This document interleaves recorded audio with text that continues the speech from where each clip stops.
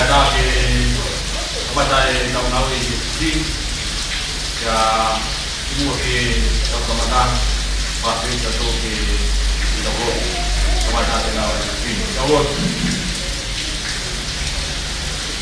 dua mas mau mai tangan saya Fiona aho akio aku mau lawan menuai di pihak Pak Keluar ini au whakamooni aki ai ofa ai a Fiona o kai whiwhi mana koe e Taimi. Mau pōtua mau ai whokotua ngā mau lawe ai ngana e mai te whunga e whunga o moko koe koto tā tuan te mea mo ui koto ake. E to tawa i mea me koe hae ko hunga mo ui o mau i ai ka ko mau i nasi ka tau me ni tā whaki koe ia. E ko mea mau whakitai ai ki o kua whae eiku. E ka mauna ke totongi whana tau ki ana o e mau kua patumia ni o a pio. O te mau ilo te mau tū e me te e te aki ki whāroa. Ka he mau kau e alon, o whakitai mau lau maari e ke koe. Mālo mua e taurama o a pio. Mālo e tataki, mālo e tautu e te whai mana o ngā kukui. O a tūtai ki mau tōru ki he Polokalama o e Fakafaiako. Ngai whomai ai a Fiona o te eki kamata ngā ue o e Fakafaiako. Aku mau kore pēr ka kone ai a Fiona. Hipolang maria o ke o whaki e mau ngā kukui. Tā o mai e tā mai o e, o te keu. Whakakoroa ki marori e kui.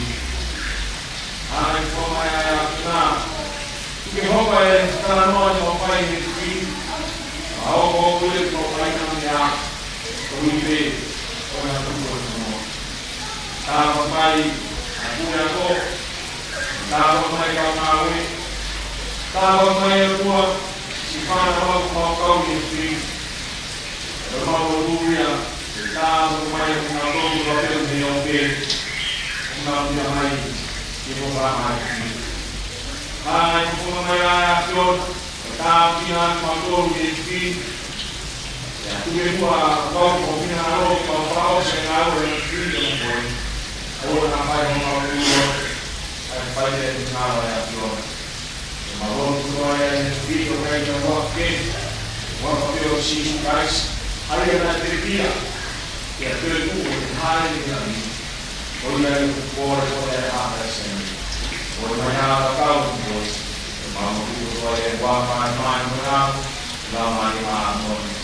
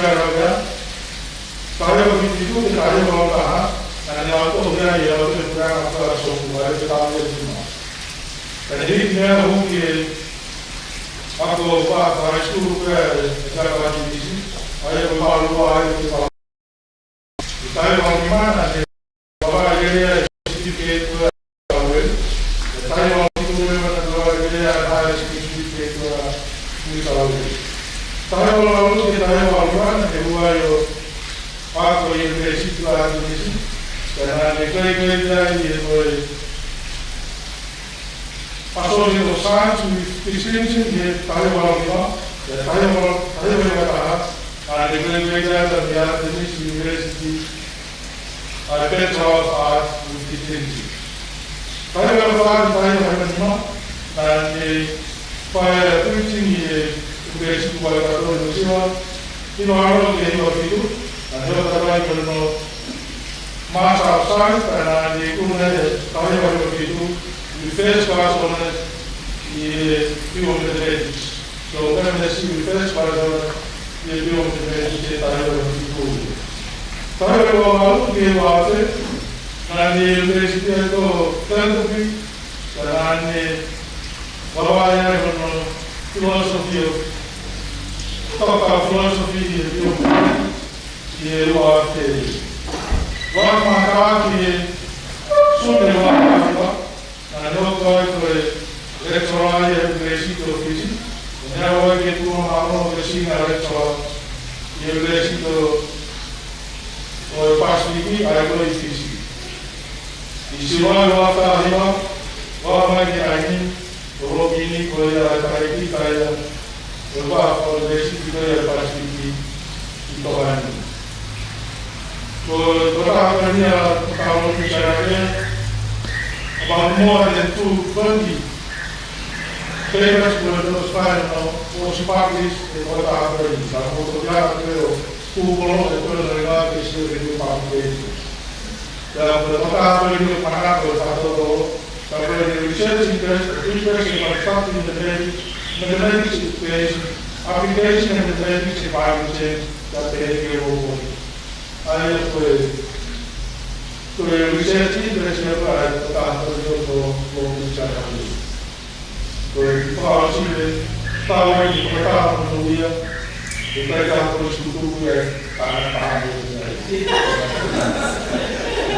anyway,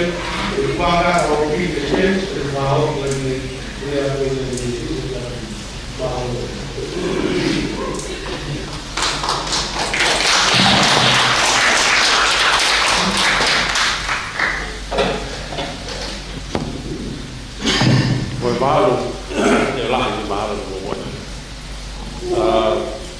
Luego do kamata Pawago pro pamalo ni committee research Tioe ni mai fa ngamare o ka mo e mo ko mai ki a o ni ane to lo na pare kamata series ma ko po Taimi ni ai Valeria parte del series di Tioe ka ko fia me ka mai ki io pamalo do sobri mahau mare do takia mahalo para mai kai ta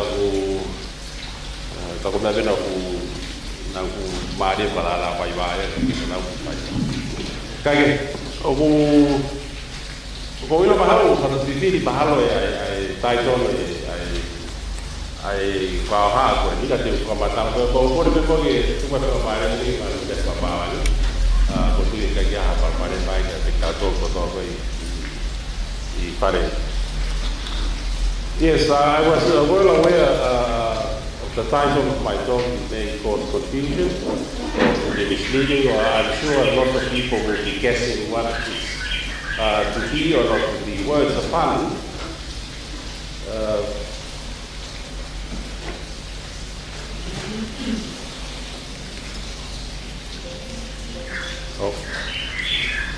I think for those that are familiar with Shakespeare, for the fans of Shakespeare, they immediately get the guest phrase there, at least the rhyme, but not the exact word.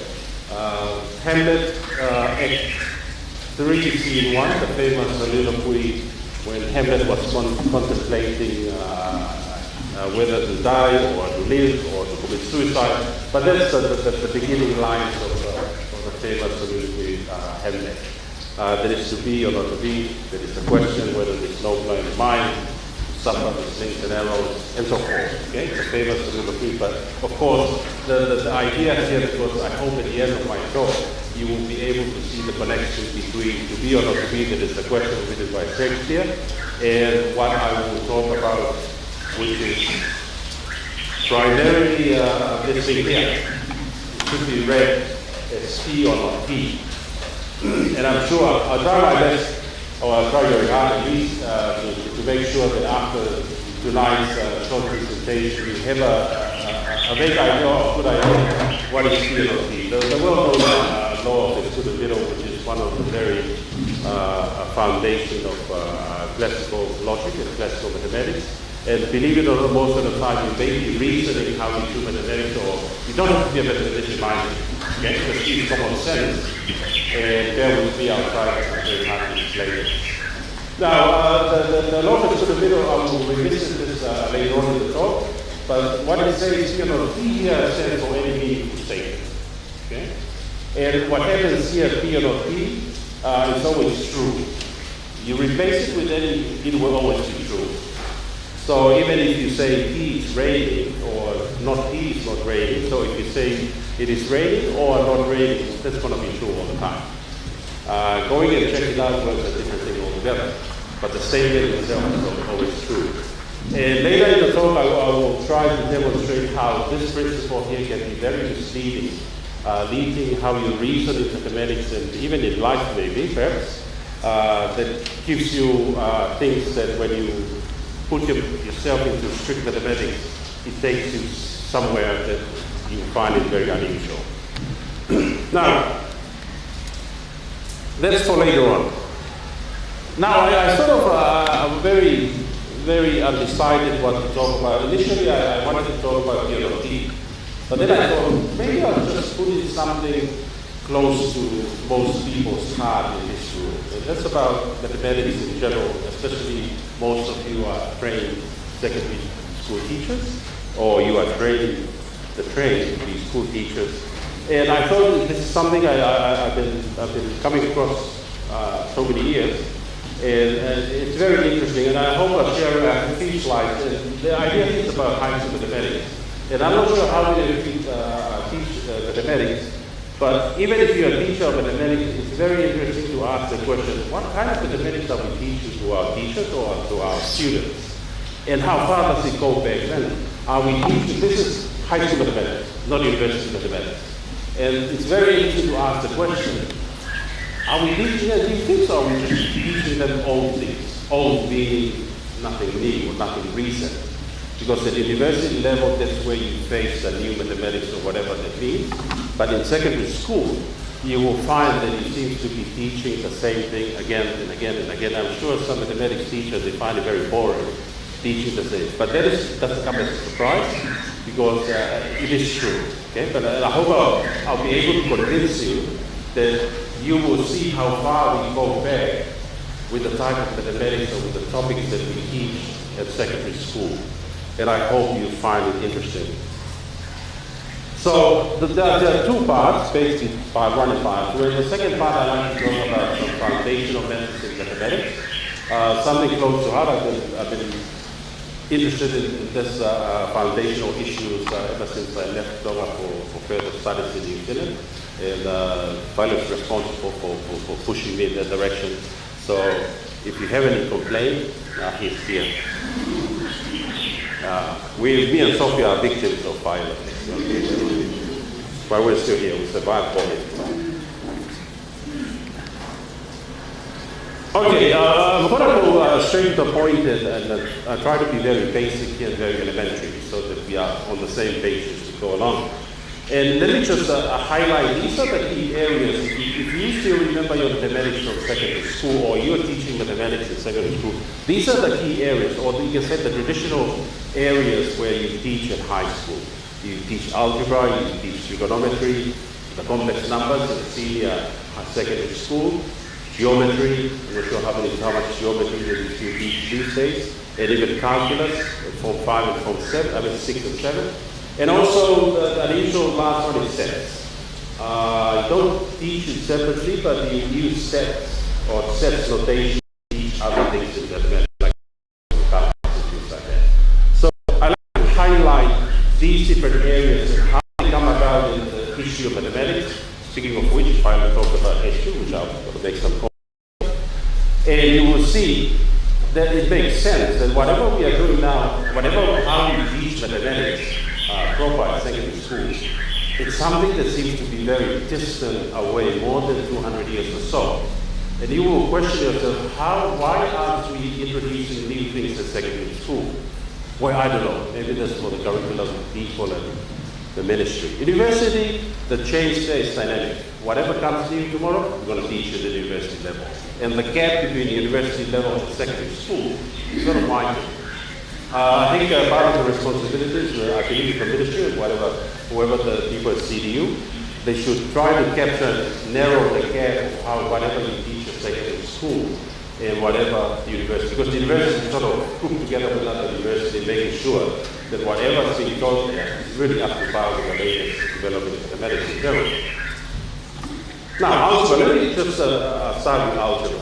And you don't have to be frightened if you see that, okay? You're not supposed to understand these.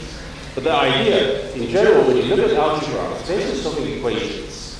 And of course, this is for Tonga years, it's the Babylonian, the Egyptian, they've seen this. But what I'm trying to display here are very simple equations, and finding solutions, that's the main idea, simple as that. The first one here, x plus 2, of course, the idea is going to translate it into simple terms. You like to find a number such as add it on to 2, you get 0.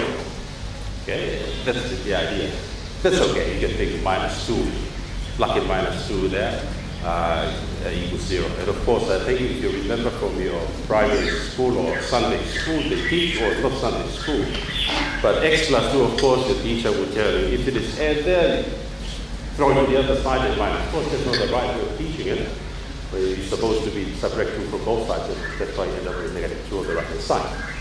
Now, linear equation or equation with power 1 like the first one is very easy. You can mentally do it. Now, when it comes to quadratic, the second one, when the highest power is 2, it calls for attention. You can't really use the method that you used the first one. It involves some vectorization and stuff, but luckily you do have, if you still remember your secondary school quadratic formula, it has a nice formula. You just plug in the coefficient there in the right places, then you have a solution. Now the third one, not that bad. It's relatively hard compared to the second one. But my point here, you see here that the higher the power of these equations, the more difficult it is to become. It's not easy. You can't mentally work it out. And just like a normal human being, you like to work as a machine. You like to think, you give me a problem, I can plug in certain things, follow instructions, and I have a solution. You want to think like that. So that's basically algebra written on the wall kind of thing. So I hope you can read that. See, I like folks to take note of the timeline, okay? The quadratic, this is your typical quadratic equation, and you have the quadratic formula. This one, I think, anyone remember your high school material? This is a quadratic formula, and this was well known way 2600 BC. So they know how to solve this already.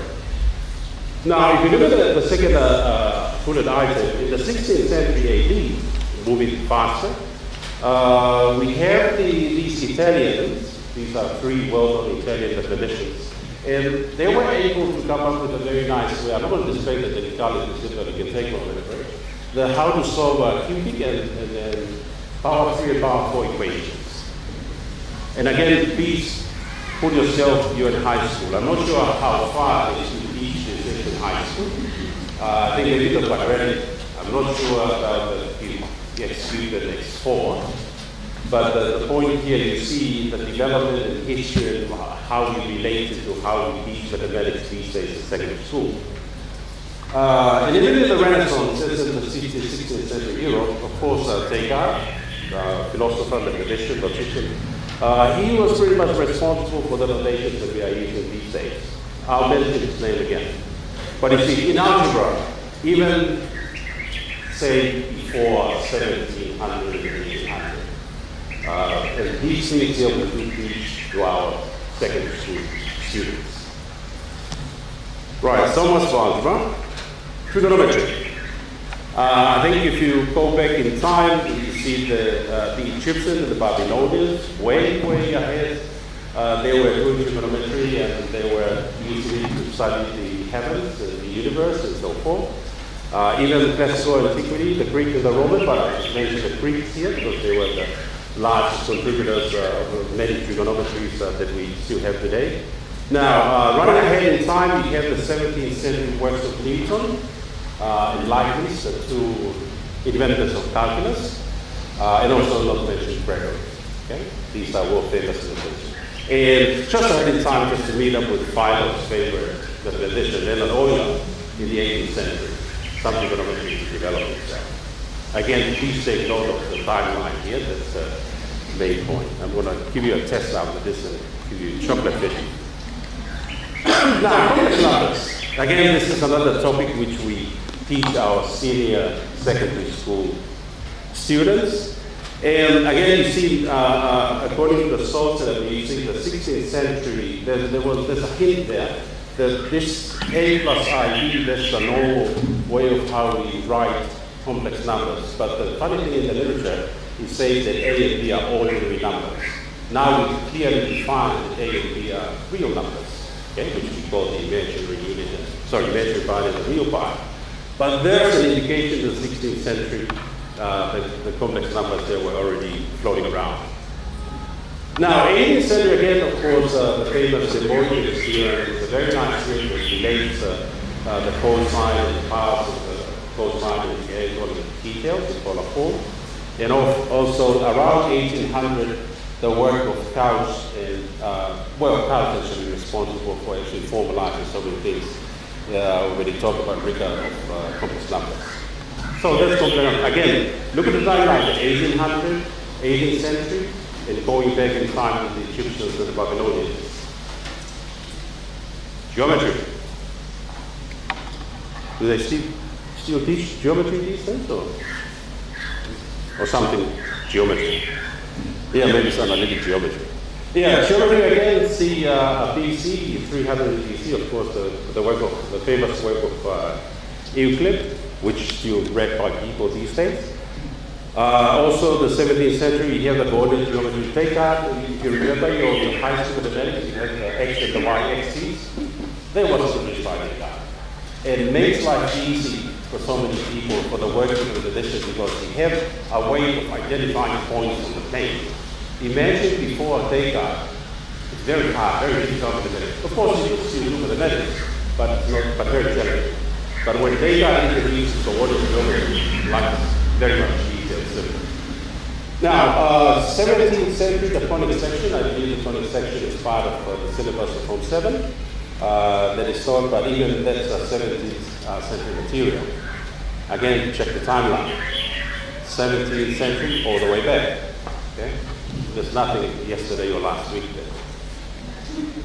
Calculus, of course, I don't have to do the detail of calculus. As long as I mention those two names, that's good enough. Okay?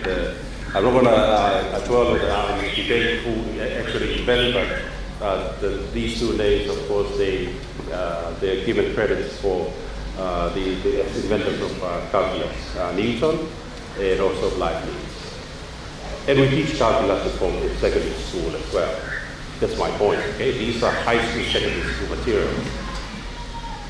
Now, the last one is a bit unusual, but of course it's being used, so it's worth mentioning sets. And the way how we don't teach set proper in secondary school, but we use it a lot. When we talk about calculus and how we define functions and relations, it's actually sets that we are using, but we don't teach like studying set theories you would normally do in undergraduate studies at the university level.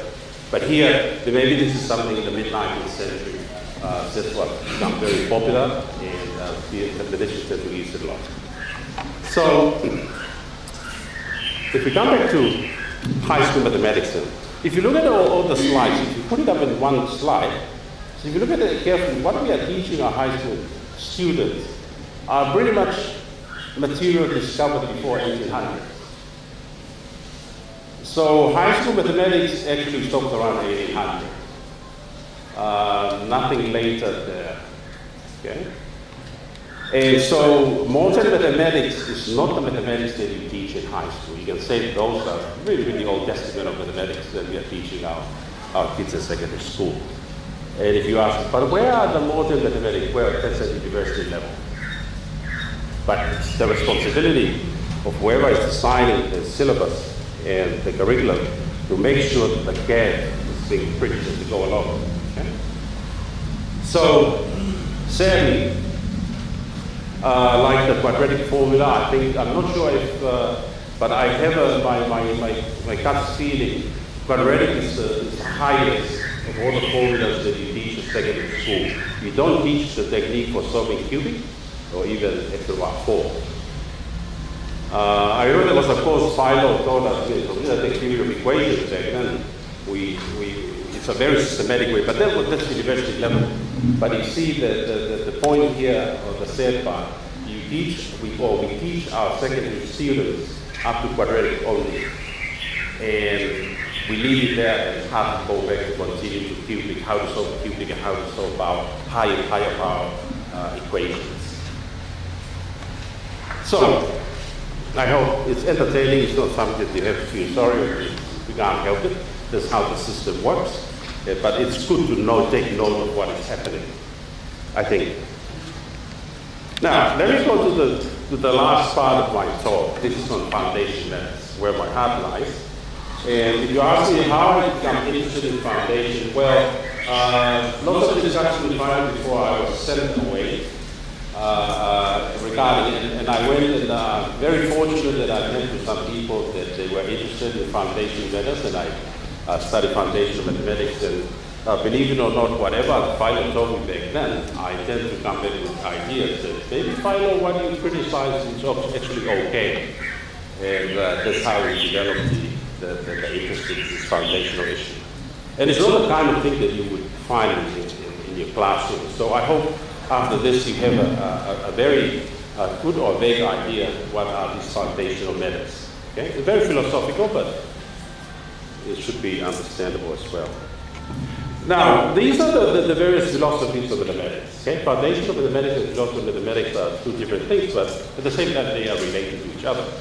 And what I'd like to point out this evening, it's these famous, there are other ones, but these are the main ones. If you go back and read the history of the foundation of mathematics and its philosophies, these are the four key players. And it's interesting to see how great mathematicians and big names in mathematics have been arguing they're not happy with how mathematics works, or how we understand, or how we treat mathematics. Okay? That's the main idea. The first one is about Platonism. I think it's attributed to Plato because of the nature of how they believe mathematics should be carried on, and also the formalists, and those who believe in logic rules, and also individualism. Okay? Something that was developed the early part of last century. So bear with me, it won't be long, it's just. Now, let me say something about Platonism. I think the idea why this was so Platonism is because those who are familiar with the philosophy of Plato, I think and Plato believes that everything in the whole world are copies or approximation of things that are either very up there in the heavens, which are perfect, and they lie there, while us, the finite being, are just approximation of something perfect, which is can't be found. So, but anyway, the Platonic view of mathematics relies on these three attributes. They are mathematical objects. It's a very controversial, because you may ask yourself, what do you mean by mathematical objects? Well, anything that you can view into mathematics, you are calling a mathematical object. It doesn't have to be numbers. It could be circle, it could be some functions. Okay? We call them mathematical objects. So the Platonic view here, it exists, and they also have this notion of abstractness. The mathematical objects are abstract, that means they're somewhere out there in the cloud, they are super perfect, and what you experience down here are copies, imperfect copies of the perfect one. Okay? Very idealistic. Sometimes we refer to this thing a realist approach. And the other one here is independence. These so-called mathematical objects, they are independent of us, the finite beings, and for which we refer to as mathematicians. And independent of the language, it means that if you go to a different planet or different universe, it should be the same mathematics that you carry out there. Just like if you go to Fiji or go to New Zealand, it should be the same methodology. Independent of the location, independent of the people, and independent of the language.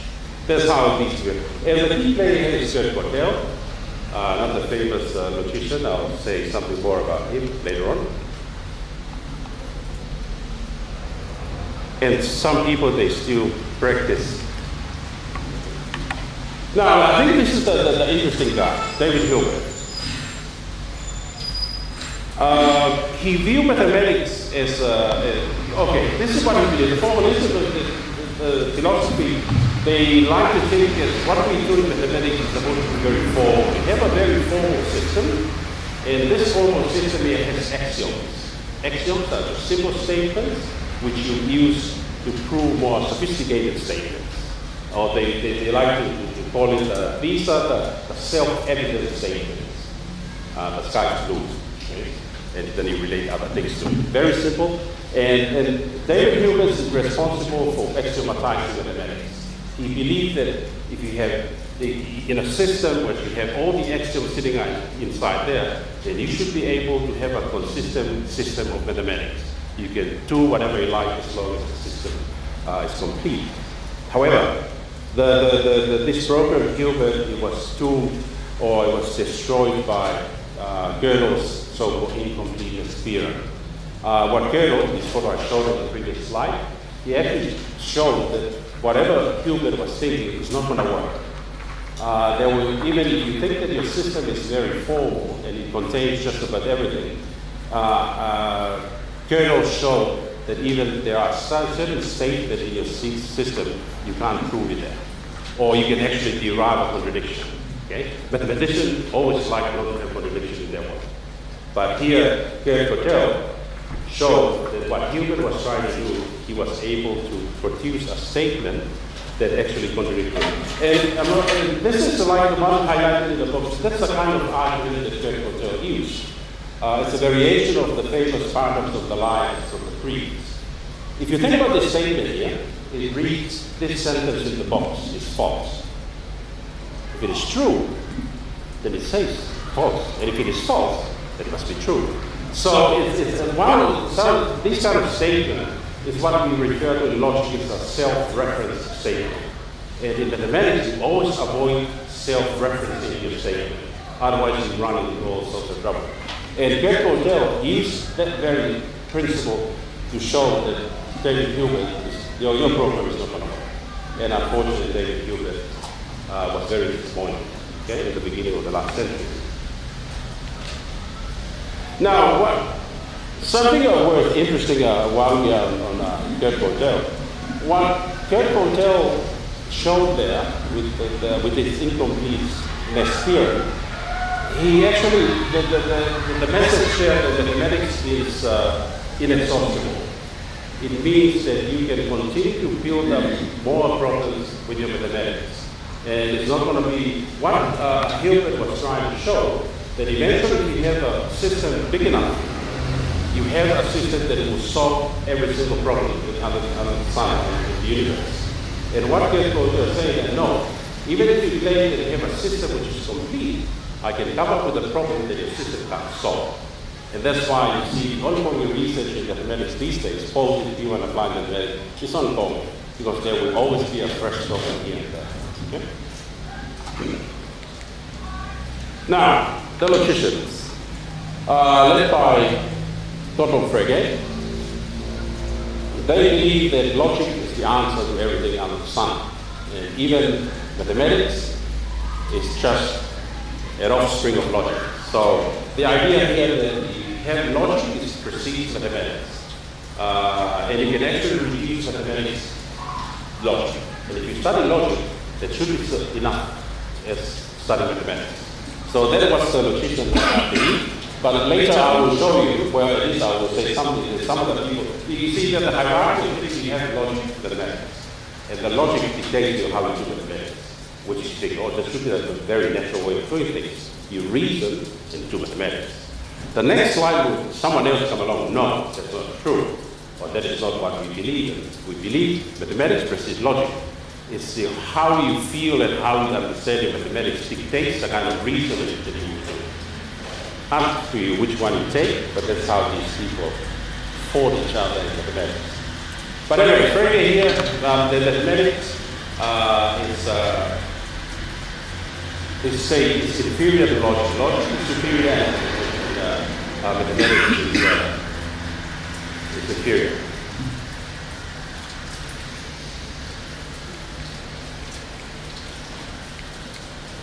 Okay, this is the last of the whole lot, and it was developed by Brouwer. This is the later part of the 19th century, up to the early part of the 20th century, and he believed that mathematics is a free creation of the human mind. Okay? I'm not sure have you thought about this, but some people were thinking waste your sleep night there.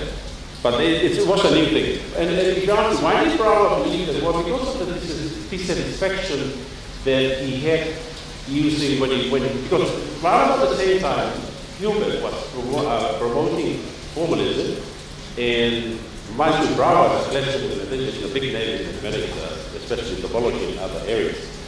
Brouwer believed, no, mathematics, it depends on how you work on your mind. Without your mind, you don't have mathematics. Objects are not there to be found. No, it depends on how you mentally construct the mathematical objects. Okay? That's what Brouwer. And Brouwer believed it depends on your. That's why I think what's known as individualism, because it's very intuitive. You may call it very subjective, but that's how Brouwer viewed. That's how we do the construction. You construct the number 1 and the number 2 as a circle inside your head. And then when you talk to others, that's communication with Brouwer. And why you do this, it means that you make sure that his construct and his construct are on the same level. Okay? It's very philosophical, but the thing here, Brouwer took his philosophy of mathematics like a cult. Unfortunately, it didn't survive. Only very few people these days are still practicing individualistic mathematics, which came out of it. But it gave a very new way of doing mathematics, which I'll come to shortly, the so-called constructive mathematics, which is very, very hot these days. Now, the other thing that Brouwer hated the most is a rejection of the law of the good and middle. Brouwer believed that law of the good and middle, and all the sisters of law of the good and middle, is the root of all evil. Okay? In other words, it's the root of all constructivity. They are the one who forced non-constructive mathematics out. Say more on the next slide.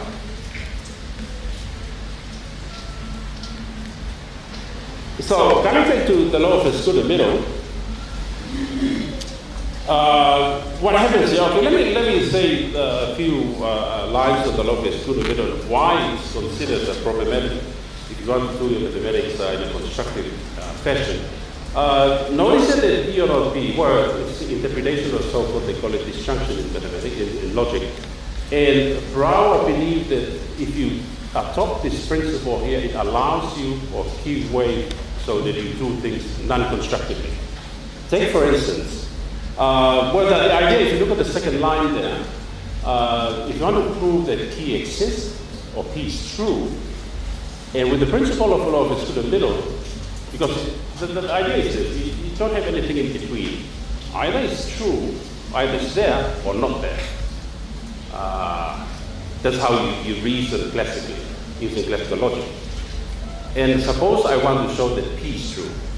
Remember that there are 2 alternatives, okay? If P is true, then of course. But instead of showing that it's true, I cheat. I'll show that not P is not going to happen. Because if not P is not going to happen, then definitely the other one must be true all the time. Okay? It allows you to reason like that. You only have 2 possibilities. There's no intermediate, because that's why we call it the lowest to the middle. Suppose you, I think, what is the example? Put the check in the box. Okay? Check in the box like a restaurant, and suppose I ask the question, if I don't prove that check is inside the box. You do not know whether check is inside the box or not, but the idea is this. Either check is inside the box or check is outside the box. But I want to prove that check is inside the box. What I do based on LEM, I'll assume, suppose check is outside the box. And I do all sorts of reasoning, and I come up with a very unusual contradiction. And why am I contradicting myself? Because of the assumption that I think the check is outside. Because of that, I will check and conclude, must be inside the box. Okay? So that's how you reason the element. But they see that the very hard constructive mathematics, if one is very constructive, you have to find a procedure or an algorithm that you give to anybody, and it will follow step by step of finding check that inside the box. That's how you do the reason constructively. And of course, removing LEN or removing the locus student middle, there are lots of systems and products of locus student middle. If you remove all of them, in the remaining logic is what we refer to as individualistic logic. So you have classical logic and individualistic logic. What's the difference? Well, individualistic logic is just classical logic without the locus student middle. You throw it away, then you work constructively. Okay? Right. Now, I can't proceed any further without, I hope we can read it from the back. Because this is a controversial issue in the history of the foundation of the debate in mathematics, is the fight between Brouwer and Hilbert. Okay? There was this famous theorem, I'm not going to go into detail of the theorem, but the name itself, the Hilbert basis theorem. It's a very well-known theorem in algebra. This theorem here that shocked the world and the world of mathematicians believe, if this theorem is true, well, a basis is simply a building block. If you have basis for it, just like you're building a house, you have a basis. And if you have a basis it's there, then it's easy to build things out of it. And the whole world wanted to hear Hilbert, famous Hilbert in the 7th century, that, at the beginning of the century, that he would give a proof that shows step by step of how to find the so-called basis. Because once you construct the basis, then it's easy to build other things out of it. It's almost like using the old woods and the old stone to build your house and things like that. That's why the so-called basis is very important. But alas, Hilbert used the locus student middle instead. Instead of showing how to find the basis, he assumed, suppose it's not finite. Then he draw a prediction and then conclude, oh, it must be, there's a basis. Which is a way where you think of it as a cheating way of doing things. Instead of showing directly, you show that it's opposite, it's contradictory, and then conclude that it must be the case. But anyway, when Hilbert showed his proof to the world, the famous Polokalama made the statement here about Hilbert's proof, that Hilbert's proof, that's not mathematics, that's religion. Because it's like works like magic. All of a sudden, you wave your magic wand and you say the claim is there without even showing the details. What does it mean? How to define it? But Brouwer was the greatest opponent of Hilbert back at the beginning of the 20th century. And Brouwer what he advocated is to remove locus through the middle from whatever mathematics. If one mathematics to be very constructive, just don't use the locus through the middle in all the systems and products of the locus through the middle. Then your mathematics will become very constructive. And when Hilbert, the last line, there's a famous quote from Hilbert's reaction to Brouwer by saying that taking the principle of the excluded middle from the mathematician is the same as proscribing the boxer the use of his fist. So, which is coming from Hilbert. Hilbert knows that the classical mathematics and how you reason depends on locus through the middle. And if you remove locus through the middle, things will collapse. You won't be able to do much mathematics because you have fewer principal beliefs. Now, let me just briefly say, I'm almost there, about classical and constructive mathematics. Because right now, the classical mathematics, whenever you hear the word classical mathematics, is simply that's mathematics that we normally teach in secondary school, or the mathematics that we normally do in the universities. Normal mathematics, or how you do mathematics, is based on classical logic. And what is constructive mathematics? Well, that's doing mathematics by using a different logic, okay? Individualistic logic. And as I mentioned earlier, individualistic logic is just classical logic without the locus through the middle. The challenge there, you have fewer axioms to work with. And when you have fewer axioms, it's almost like you go to the bush with a spade. Different from someone going to the bush with all the tools that you need to read or the line. That's classical mathematics. Okay?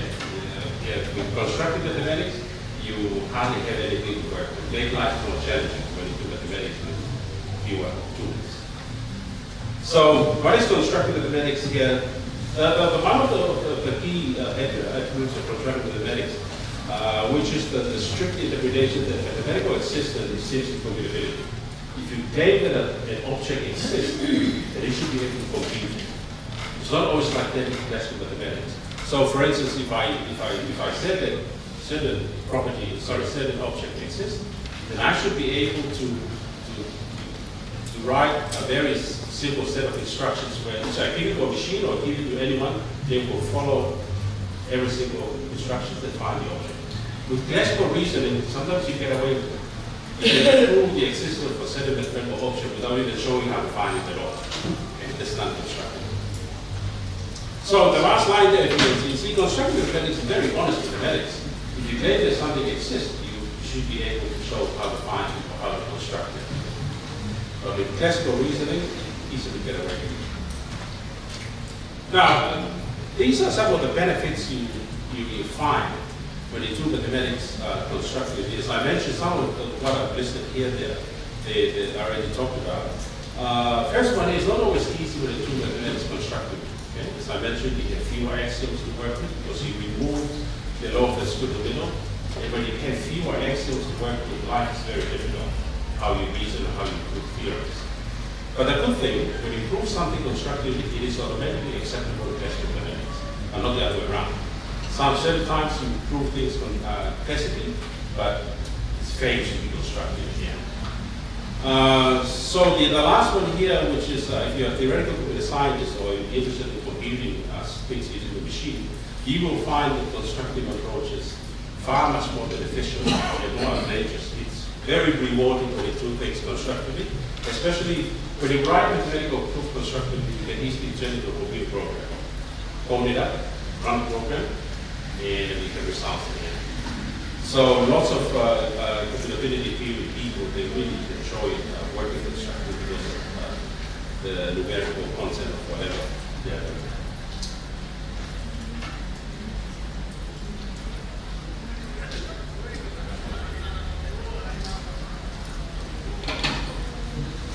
Now, final words. Of course, as you can see, this is pretty personal view. What we have seen from the very beginning of this short presentation, that most of the mathematics that we teach our children in secondary school, you can say old. When I say old here, I don't mean that it's useless mathematics, okay? Because you do need them. If you want to go to higher mathematics, you still need. But it's amazing when you look at the history, you see that it's really 1800 material all the way to the Babylonians that we actually still teach our students these days. I think, I strongly believe, I think it's tied up nicely to the final advocated 2 or 3 weeks ago, that mathematics teacher should be able to read and be very curious about the mathematics they teach. It's not too much to ask, because whatever mathematics that you're going to teach in secondary school, it has a very interesting history. And I think you tend to be more creative and innovative when you know history so well. Even if you are the textbook person, whatever the textbook is saying, that limits your perception and how you perceive it and how you explore the mathematics. But if you know the history so well, you can play around and find your own way of addressing the issue. I think, I believe that in Tonga here we have talented students, but it's a matter of coaching them and being able to identify who are these students and push them to go to mathematics at high level. Even undergraduate mathematics at university levels, at the end of the day, they are far much better interested in mathematics when you go to high level. I believe it's the responsibility of whatever the institute or the IOE or ministry or any meaningful entity is to create, if you want to promote research, I think creating an environment conducive to developing research is very important because I think at the end of the day that's what we are trying to promote in the IOE here. And always, if you are keen mathematics researcher, always keep an open mind. Not just the researcher, but the teacher. Be willing to learn new things, even if you don't like it, it's a different thing. But it's always good to understand what others are doing. Not only mathematics, but other fields as well. Now, it's always a question, what is mathematics? Well, people write books with trying to answer this question. But I think I'll leave it there with the famous veteran Russell's work. He's a famous logician, a philosopher, a mathematician. It says that mathematics may be defined as the subject in which we never know what we are talking about, nor whether what we are saying is true. I'm not discouraging people who are interested in mathematics. But personally, I believe that what is mathematics in a single sentence? I think mathematics is the study of pattern and forms. Simple as that. Okay? Yeah, I think Sophocles did talk about the symposium. I think it is true. I think we should try to teach our students to be able to read mathematics and identify a pattern. I'm not saying a pattern geometrically. There may be algebraic pattern, there are geometric patterns. Pattern comes in different forms. But being able to identify patterns and forms and relate it to other patterns and forms, that's when you are being singled out from the rest. And it's a delicate definition. And yeah, thank you.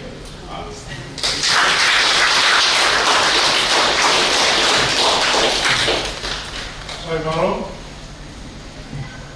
Kijk, we doen maar al wat even op mij aan het doen. Veel, maar mag dat avond in de morgen.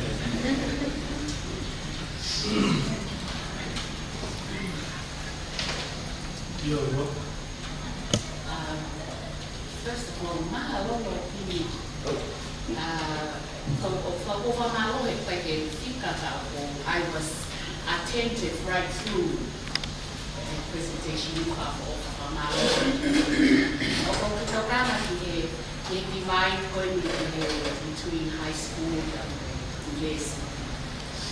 Kapoi hai me wako iai ai Fikafaiako e senturi tahavalo fai ke Kolisi.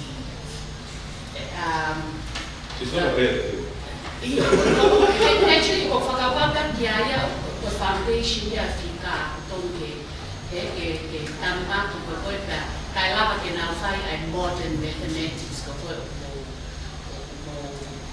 enjoy it mo ko ko university.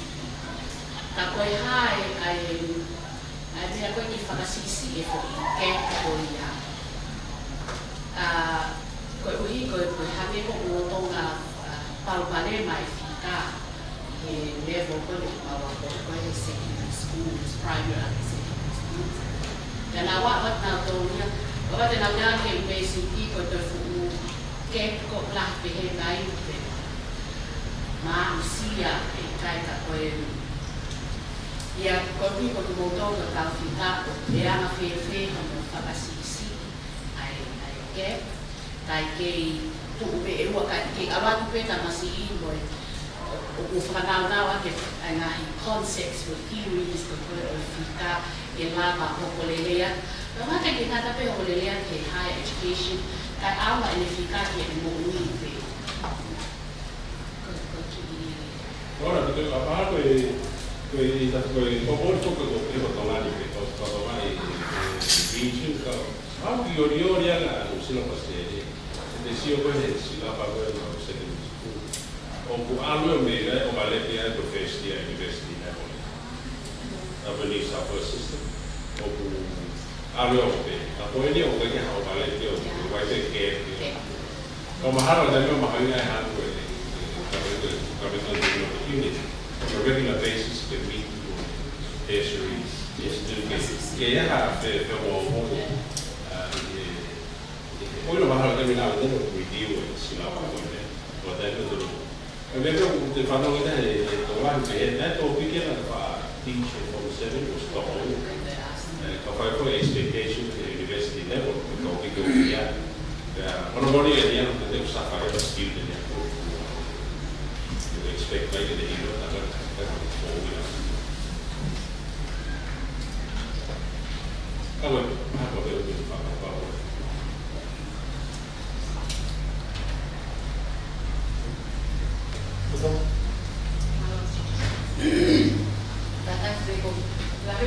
malalao ke tānoa ma wheka whaiuro.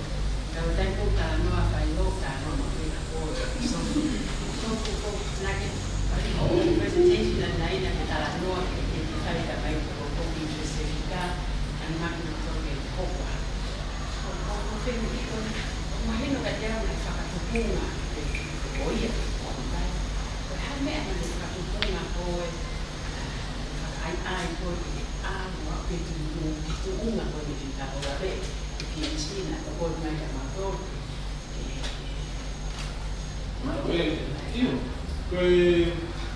Koe whea whila nei mai mo whaero ka o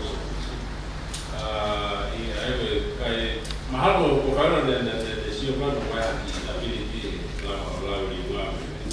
Kai kata kaki peheke ki. Kai mai to mamahe alo whaia hote.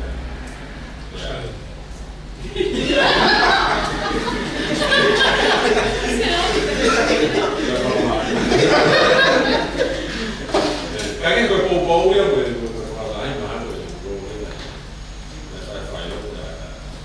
mahal la whaero tāra o, sau koe la tā oa. Ka mahalo ke ai te mana te ko rasi ko kai ko le ai. Ai ko commitment e ko ko ke tue se. Ko commitment a student, te a ko commitment a mentor ko. Ke ko mata ke le no ko ki to ai. E ko to ke as special interest ya student. E ko fica pe na eso. Io, perché capita l'altro invece di vedere invece in basso, non è che cazzo di sticare, non si sa una di meno mai che lui rimane. Però sto mathematics proper, non use the technique in mathematics, but from all the way to the tradition going, when I get the significance that this is about so many the main branches of mathematics, traditionally from the past part of the poi che è significance. Uso hokauga no video. Inko kakato, mas fica tendo que quem ama é logo os clubes de nível Se vai que se vai lá no lado do estudo do research lá. Eu vai aprender no modelo da verdade. E eu vou ver se lá.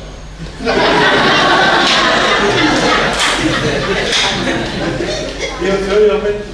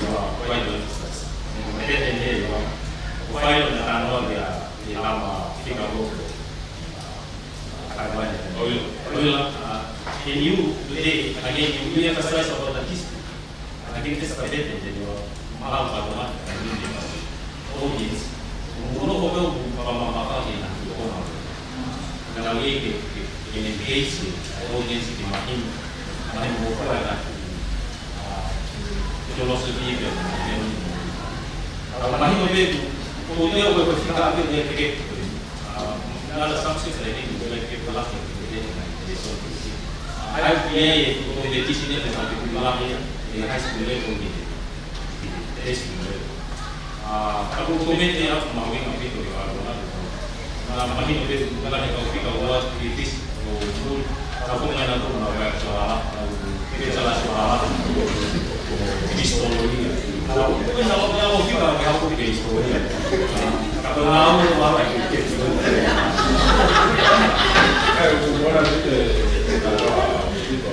Kita apa lagi kita tengok macam tahu ni dia ni. Kita apa lagi kita tahu mau pegang apa lagi kita aku. Mungkin ada tempat tahu. Saya tahu ni supaya kalau ini orang kita tengok history di dalam nama. Ada tahu di lain. Kita ada tu tahu nak kita ini apa historia atau logia tu. Tahu dah kita ada apa orang itu. Betul betul. Kita tahu kita apa ada. Itu kayak dia tu lagi. Kalau ada tu itu lagi. Jadi kalau apa. Very well like it. Interesting to find out so the professional play like it. Hey, laboratório trabalhar. Mahal tu dah ada mesmo isso. Tapi mahal tu juga ada tu kalau.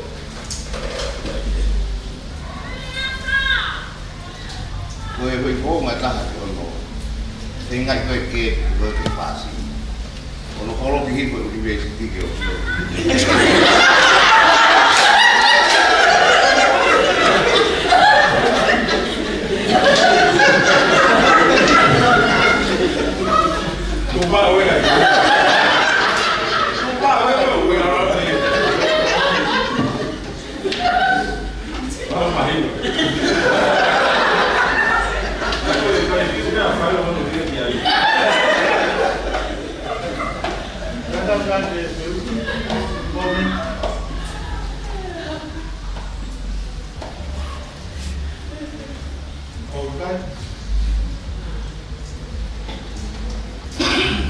kalau kita tahu cara dia mari untuk tahu pun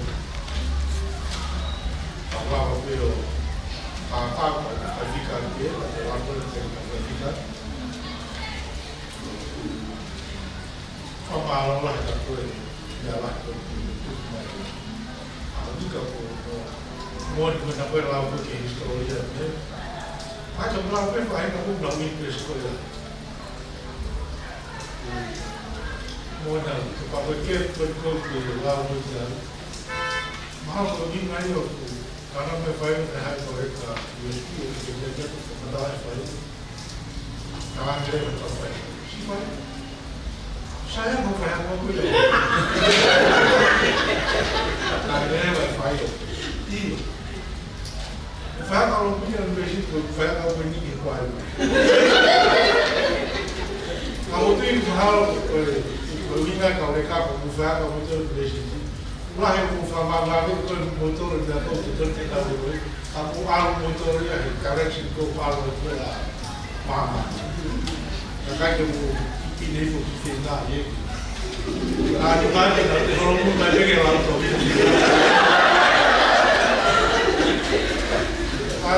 Itu yang malu itu.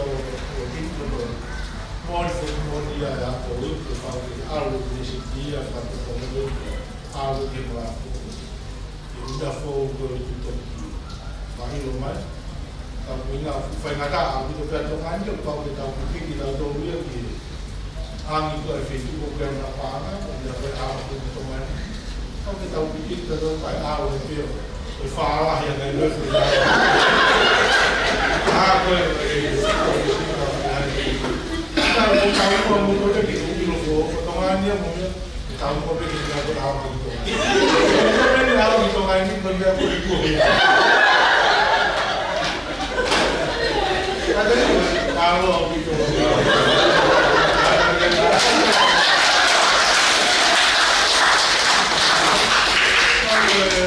Kalau apa ini? Potongan nak kena potongan. Potongan